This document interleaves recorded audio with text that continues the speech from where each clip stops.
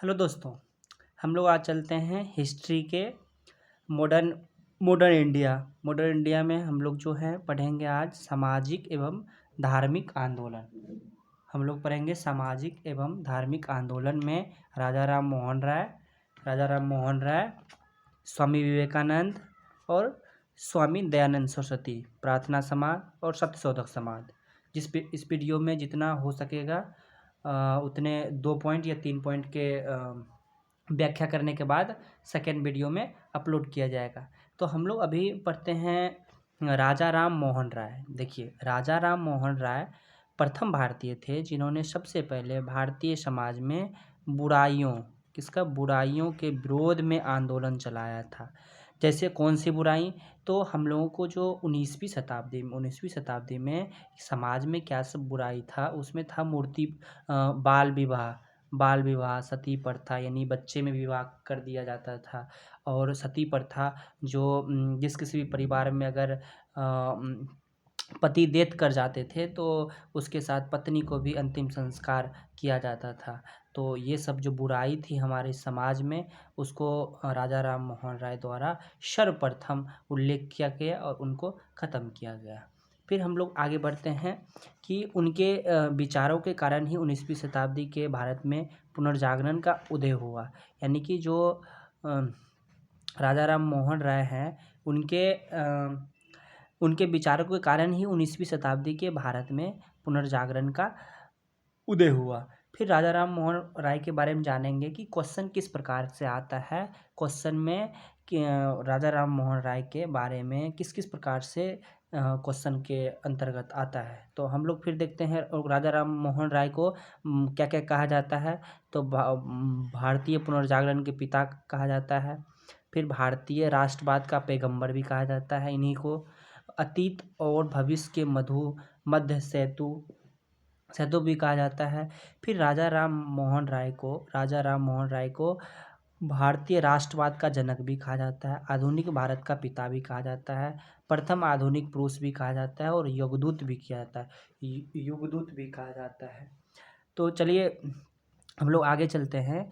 देखिए, हिंदू धर्म के एक ईश्वर को मानने वाला एक ईश्वरवादी मत का प्रचार करने के लिए 1815 ईस्वी में इन्होंने आत्मीय सभा की स्थापना की। यानी राजा राम मोहन राय ने हिंदू धर्म के एक ईश्वर मत का प्रचार करने के लिए 1815 ईस्वी में आत्मीय सभा की स्थापना की। उसके बाद 1828 ईस्वी में इन्होंने ब्रह्म समाज के नाम से एक नए समाज की स्थापना की, जिसे आगे चलकर ब्रह्म समाज के नाम से हम लोग जानते हैं। ठीक है दोस्तों, फिर नेक्स्ट है आपका राजा राम मोहन राय को जो राजा की उपाधि जो दी गई थी। राजा राम मोहन राय राजा राम मोहन राय उनका नाम था, लेकिन राजा की उनको उपाधि दिया। किसके द्वारा दिया गया? तो राम मोहन राय को राजा की उपाधि मुगल बादशाह अकबर द्वितीय के द्वारा उनको राजा की उपाधि दी गई। तो राजा राम मोहन राय को राजा की जो उपाधि है, राजा की उपाधि के साथ अपने दूत के रूप में 1830 ईस्वी में तत्कालीन ब्रिटिश सम्राट विलियम चतुर्थ के दरबार में भेजा था।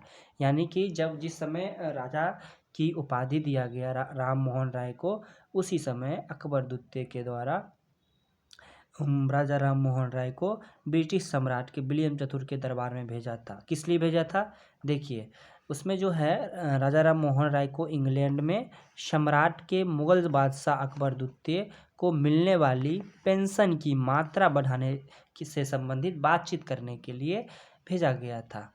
इसी को हम दोस्तों शॉर्ट्स नोट्स में हम लोग किस प्रकार देखेंगे, एक बार में ही कवर्ड हो जाएगा।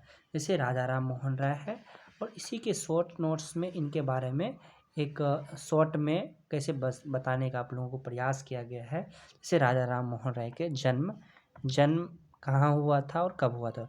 तो 12 मई 1772 ईस्वी में राधानगर, खानाकुल, वेस्ट बंगाल में है। फिर राजा की उपाधि किसने दिया इनको? राम मोहन राय जी को राजा की उपाधि किसने दिया? तो राजा की उपाधि अकबर द्वितीय ने दिया। फिर स्थापना इन्होंने क्या किया? ब्रह्म समाज की स्थापना किया। कब? 1828 में। आत्मीय सभा का स्थापना किया इन्होंने 1815 ईस्वी में। फिर इनका पक्षधर क्या था, यानी किस पक्ष में थे? तो ये अंग्रेजी शिक्षा के पक्ष में थे।